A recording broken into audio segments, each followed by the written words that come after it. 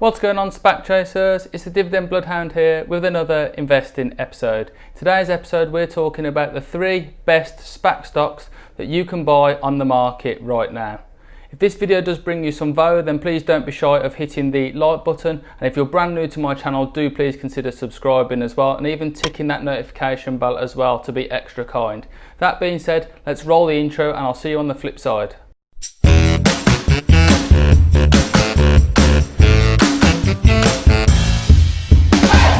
Hey again guys, welcome into today's episode. As already mentioned, we're talking about the best SPAC stocks that you can buy on the market today. A quick word of warning about SPAC stocks is they do carry an inherent amount of risk, especially the companies that haven't really formed yet and they don't have a product on the market.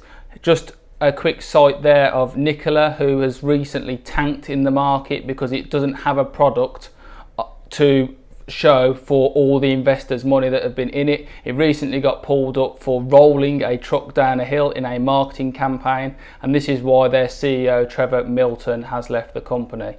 However, SPACs do represent a fantastic opportunity to double or triple your money or more. You just have to really do your research and understand what you are getting yourself into and what you're investing in. Please don't view any of these videos from myself or other YouTubers out there as investment advice and go piling in with life savings or anything like that. That is not what this is about. Only invest what you can afford.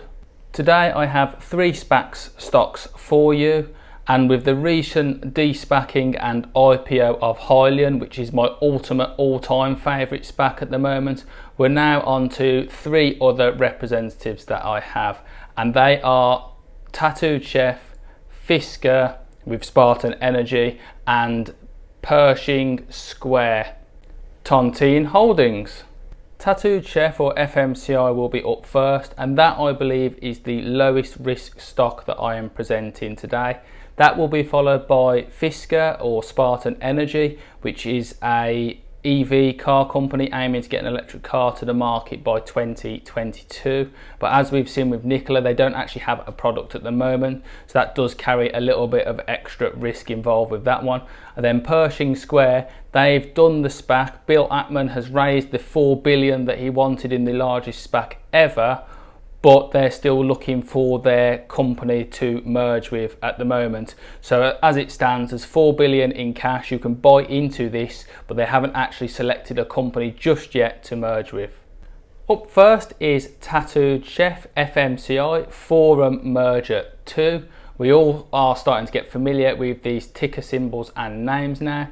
You will have seen, if you followed this company anytime recently, that they had to push their merger date back from the 30th of September to the 30th of October because the vote to merge didn't achieve enough shareholders over the 65% threshold, even though 99% of them actually voted for the merger to go ahead.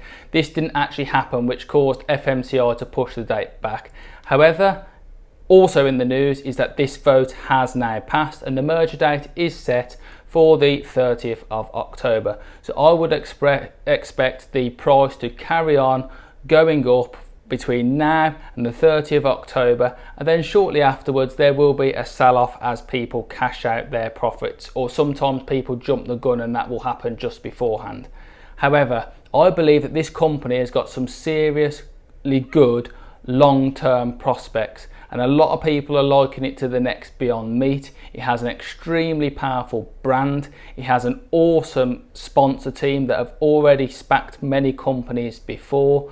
A very experienced CEO and co-CEOs that have done this process numerous times, and this is just another one of those along the route, which is really good. Tattooed Chef is ideally placed to take advantage of the explosion that has happened in the meatless diets going round at the moment, the onset of veganism and vegetarianism, that side of things. It has exploded and people are more conscious about what they eat right now.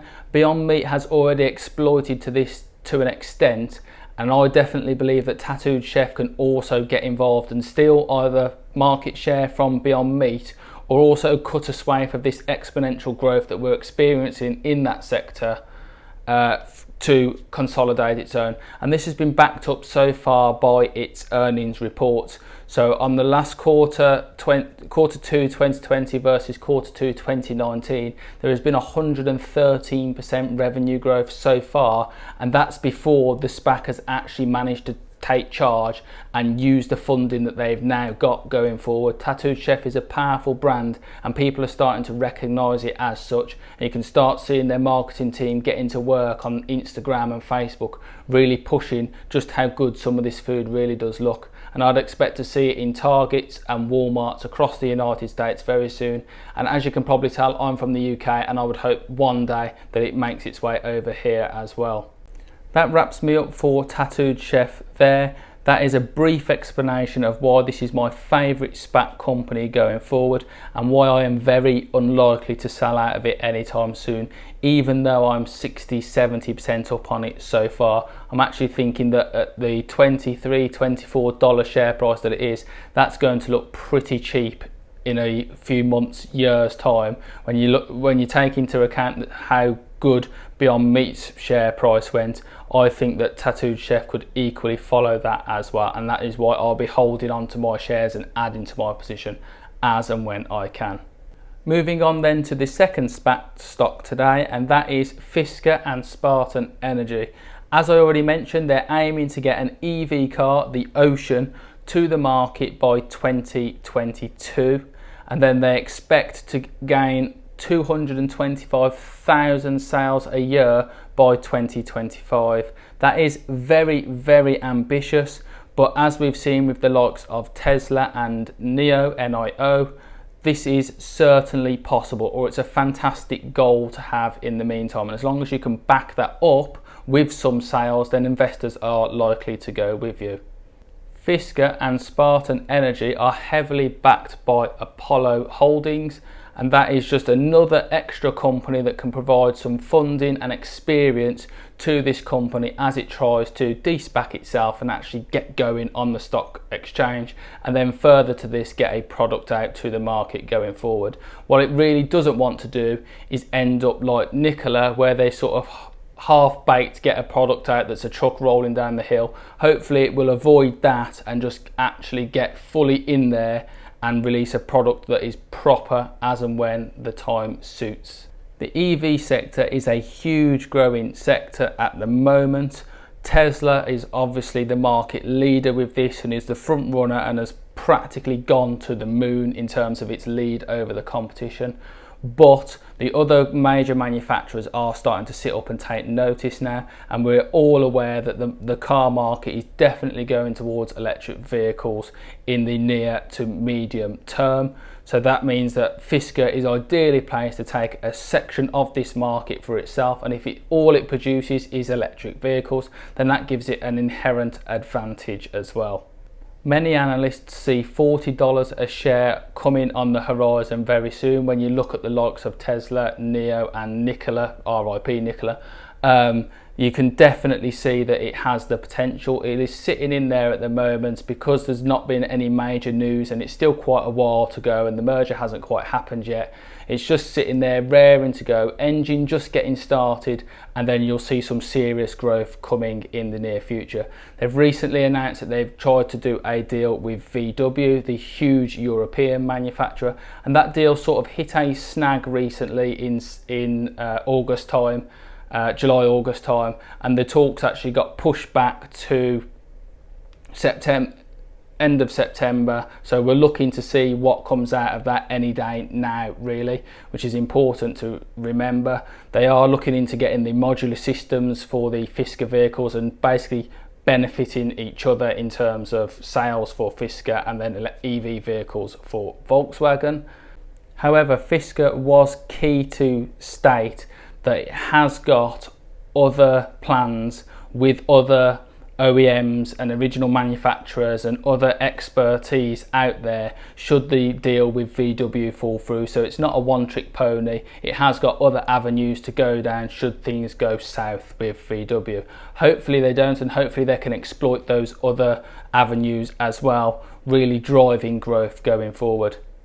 Fisker and Spartan Energy has got some serious potential for the future. The current share price of around $13–14 will seem very, very cheap in a couple of months' time, I think, especially if price targets do get raised to $40. And then obviously beyond that, you're looking at the sort of Tesla, NIO, Nikola, Hyliion, all of that sort of things, these EV companies or environmentally friendly companies. You can just see some of the potential that could be had by there as long as they play things through properly, and that is obviously some of the risk that is involved with this one, as they don't currently have a product on the market just yet.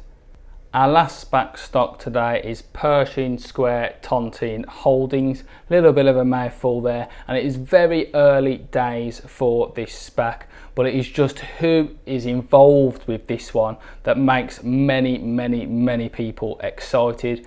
Bill Ackman, everything this guy seems to do just goes particularly well. He doesn't do things half cooked, he's gone all in, and this was the biggest SPAC ever to happen. It initially looked to raise $3 billion, but in the end they had to up this to $4 billion to cope with demand. So currently he and his team are sat on a $4 billion pot looking for a unicorn company, as they describe it, to merge with and obviously bring to the stock exchange and obviously garner some huge share price growth. 200 million warrants or shares were sold during this process of raising the $4 billion up until July, and now they're available and tradable through your brokerages on the stock market under the ticker PSTHU. So Bill Ackman did say that he was looking for a unicorn company that has the edge in the market, it has competitive advantage, and that it is scalable, and they are not afraid of waiting and looking properly to get a company that does this. At the moment there hasn't really been an announcement on what that company is or any inklings around that. Of course, if I find any information on that, I'll bring it to you as quick as I can, but namely people are buying into this stock because of the name that is attached to it, which is Bill Ackman. His last SPAC that he did and had anything to do with in 2012 ended up with Burger King going public and IPOing, and we can all see that that has actually gone rather well. I suspect that in the near future the $22 a share at the moment that is being asked for will seem like very small fry. As soon as the Pershing actually gets hold of a company it wants to merge with, I expect that will cause a spike in the price, and then as plans going forward are announced as for when the merger and IPO will be, that will also encourage share price growth, as happens with many SPACs. It just remains to be seen what company this is, and then there'll be a serious amount of excitement around this going forward, and $22 a share will one day seem very insignificant when you buy in right now. There is risk in that, of course, as there is with everything. Do bear that in mind, but the sort of names that are attached to this, it has got a lot of potential. It's just a waiting game at the moment. And that brings us to the end of this episode, guys. Just to quickly recap, we've covered Tattooed Chef, which is my #1 SPAC stock now following the IPO of Hyliion. In at #2 we had Spartan Energy and Fisker, a very high potential EV company, probably the highest risk stock today. And then last but not least we have Pershing Square Tontine Holdings.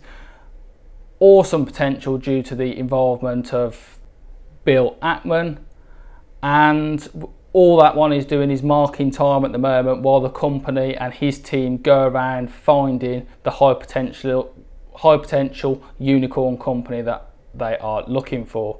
That all being said, I really hope you've enjoyed this episode. Do please consider hitting the like button if you're still here watching at the end, and subscribing to the channel as well. Hopefully I'll catch you in another investing episode. See you later.